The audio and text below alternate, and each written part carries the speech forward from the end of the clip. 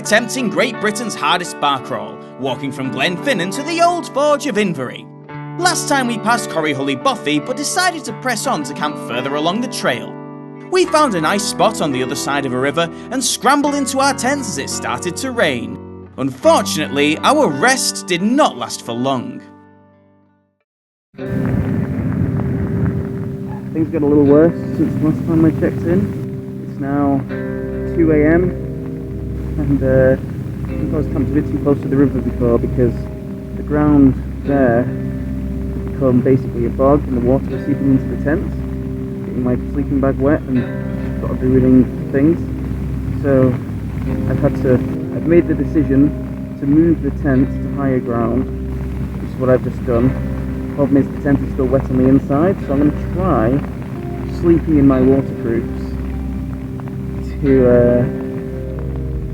as an extra layer of protection. So I'm hoping I can spend the next 5 hours getting some kind of sleep.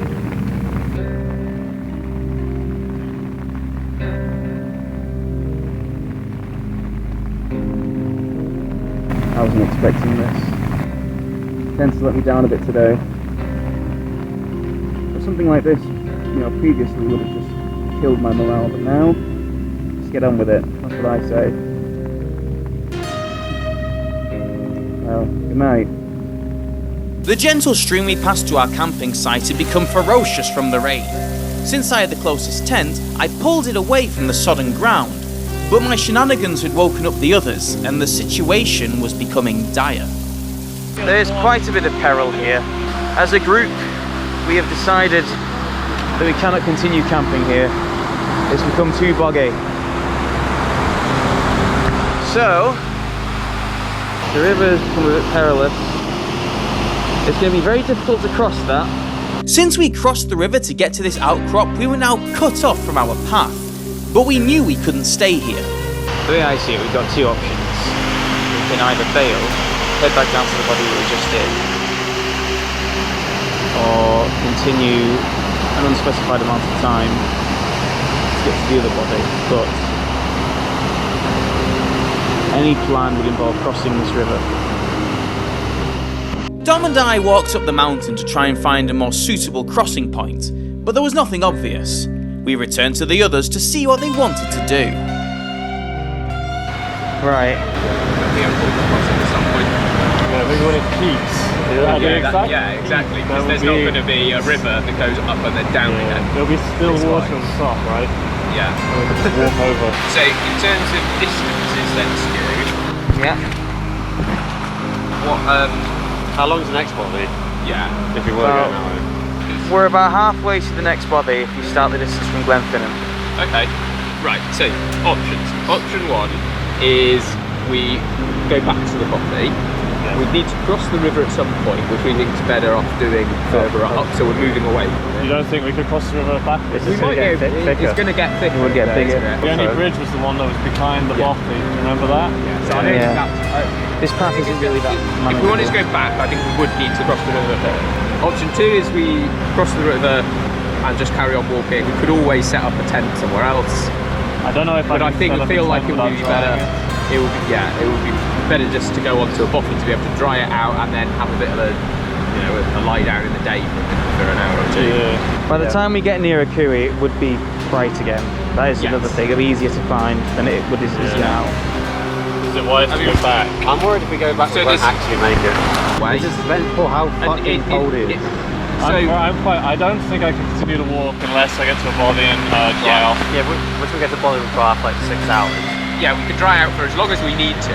I just really need to regroup the body, my tent. Yeah. Oh yeah, This is why my coat's so wet because my coat was cut by some puddle. Otherwise, there's no opportunity to dry. You're not going to catch hypothermia between now and the body though. I don't feel like it because I have my underarm on. I think I'll be alright as long as I'm walking. Either way, scenario for me would just wait here until the river descends.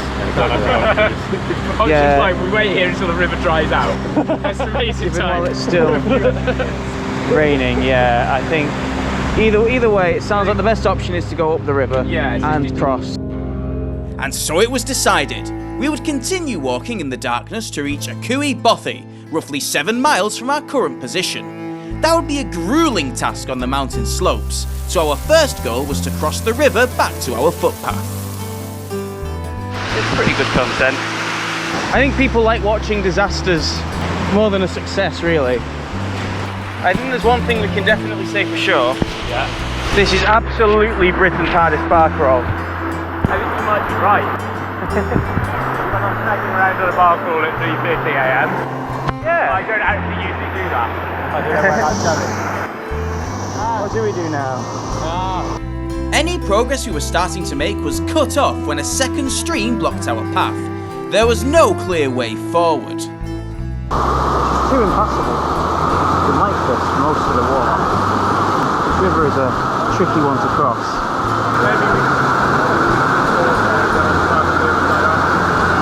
Yeah, let's try and ford it. The river was still wide, quick and shin deep, but we had run out of options. Dom led us to a potential crossing point and began wading. We're wading.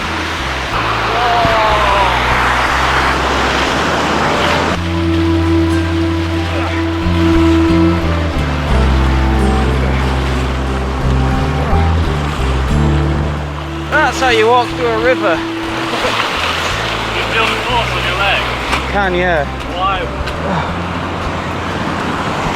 As Louis completed his boot-soaking march, we had finally crossed our obstacle. If only it was the only river which needed crossing.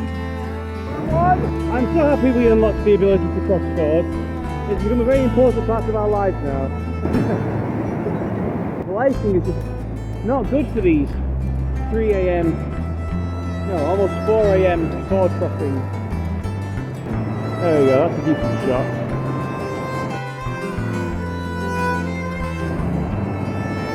There is water everywhere.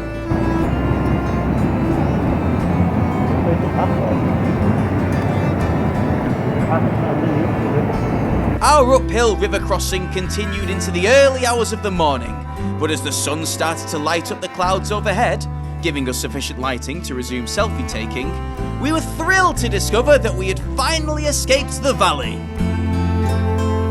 We spent the next 2 hours coming down the other side of the mountain and heading towards the forest at the bottom. The ground conditions had not improved, and threatening wisps of clouds clung tightly to the mountain tops.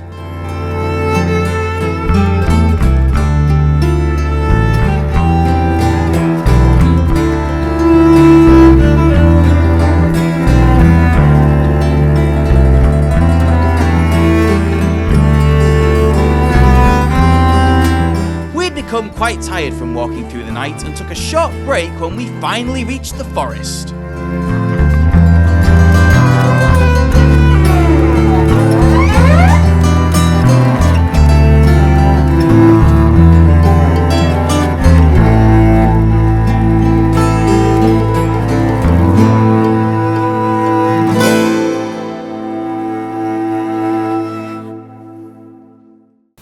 It's the best time of day.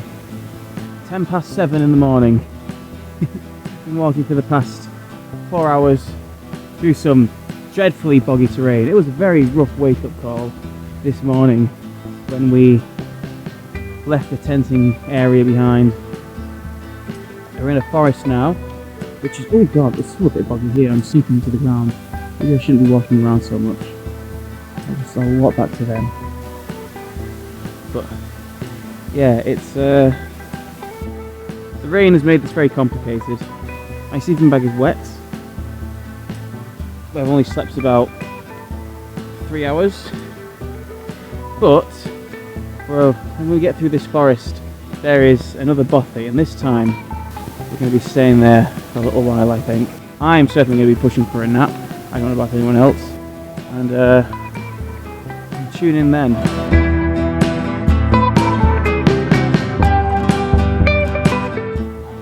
In on how the rest of the team is doing. How are you doing? I am all right. We have some coffee brewing. Yeah. It's a vast improvement in our situation. Rain holding off.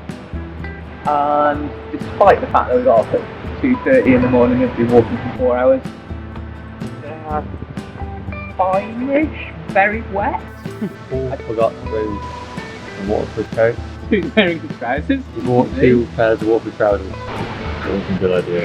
Nice. Very, very cold. Very near hypothermia. Yeah, that's the main concern that I have at the moment. 2 sergeants. You don't finish food. We've got the hot coffee. No We've got the hot recipe. coffee. I suppose the only the thing keeping us going is that we've got a bothy that we think is about maybe an hour, hour and a half walk. Yeah. I literally don't think I could do it without Bobby. And I don't have a raincoat. I actually don't think I could. We'd have to walk consistently. yeah, it would be awful. So we've got another hour and a bit or so of walking.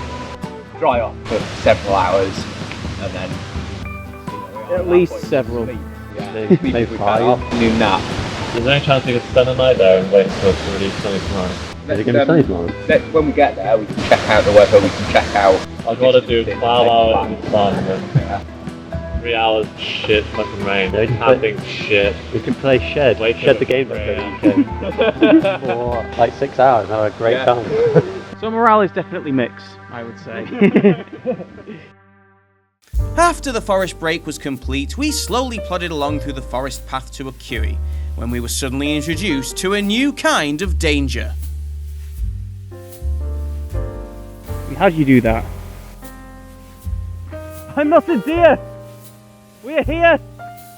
Do not shoot us! Might work. Sadly, there were no hunters around to put us out of our misery, but our mood improved regardless when we finally reached a Cooey Bothy.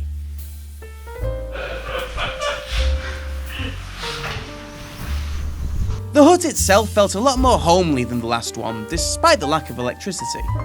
We soon filled up the drying lines with our sodden possessions, and we even managed to get a fire going, after a failed explosive attempt where we used deodorant as fuel. Our room was converted into a makeshift bedroom, and everyone finally caught up on some much needed sleep. Everyone, that is, except me. All my clothes and sleeping gear were soaked by the bog, and the floor was too cold and hard to sleep on. Instead, I tended the fire and hoped my things would dry. This solitary role gave me ample time to reflect on my many mistakes. We should have stayed the night in the first bothy. There's no need to risk a washout when there were perfectly usable beds we just walked away from. The waterproof pouch protecting my maps had failed and the maps had become unusable. We switched to a GPS tracker on Louis' phone, which we probably should have been using from the start. My phone, however, was in a dire shape. The microphone was water damaged, which severely affected my audio quality, but I wasn't even aware of this because the battery was dying and the phone wouldn't charge. I stashed away the rest of my recording gear to the centre of my bag to prevent further equipment loss. I should have packed everything into individual waterproof pouches inside my bag to keep things safe if the bag itself had a breach. Eventually, Louis came to distract me from my torment with a game of Shed, a card game known only to us, and anyone else who has purchased the Shed Grimoire, available on Amazon. The others woke shortly after, and we hit the road once again. Hello everyone, so, has been an update. We made it to the bothy. We stayed here for a few hours, I think maybe 4 or 5 hours. Unfortunately, all my camping equipment is wet, so I couldn't actually sleep. So I'm running on a bit of fumes at the moment. The others managed to get some sleep, so I'm kind of relying on them to be alert and active while I just plod along behind them. Today we want to stop at the Sowerleys Bothy, which is about 4 hours walk from here. Oh, and final point as well, my phone is now broken, so from now on vlogging content is going to be on the GoPro camera. I know, it's thrilling. It's raining, and we're going to go to Sowerleys, so catch you in a bit, y'all. I dragged myself along as Louis led us to another forest through the valley. The area was still very wet, but at least we had a clear footpath to guide us away from our nice warm room in a cooey. It even led to an excitingly hazardous bridge. I mean, that's basically a bridge, right? Yeah. Oh, I wouldn't want to ford that.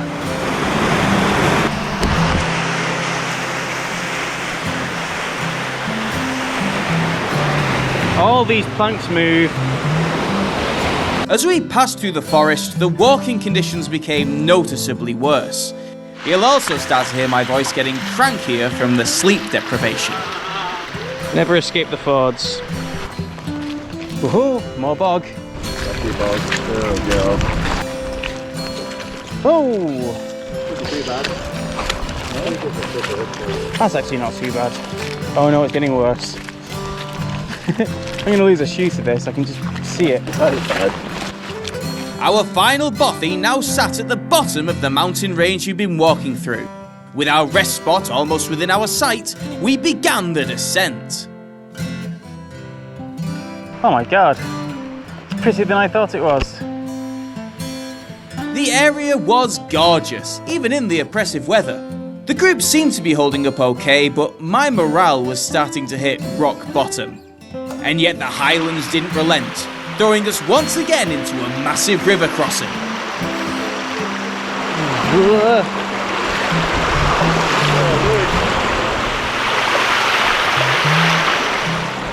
Oh, thank you. Made it! The path gradually started improving as we descended the mountain, and eventually we came across an area where we could refill our bottles. The gang had brought chlorine tablets in their bags so they could pop them into bottles to sterilise the wild mountain water. I took this as a golden opportunity to sneak off and vent my frustrations to the camera. I'm struggling with this. I'm not having the best of times. I'm cold. My knees are killing me. My biggest concern now is even when I get to this bothy, my sleeping equipment is still going to be wet. I'm still not going to be able to sleep. But things might improve. People are here. We were basically almost there, but we had slowed to a snail's pace. I was so tired. My mind was starting to play tricks on me. I could feel myself drifting off. Then just like that, we were there. I marched into a bothy full of strangers, collapsed onto a bench, crawled into a wet sleeping bag, and almost immediately fell asleep. We'd covered some serious ground since our rude awakening by the river, but there was a lot of walking left to go. Tune in next time as we attempt our final push through these harsh lands towards the mighty Old Forge of Inverie.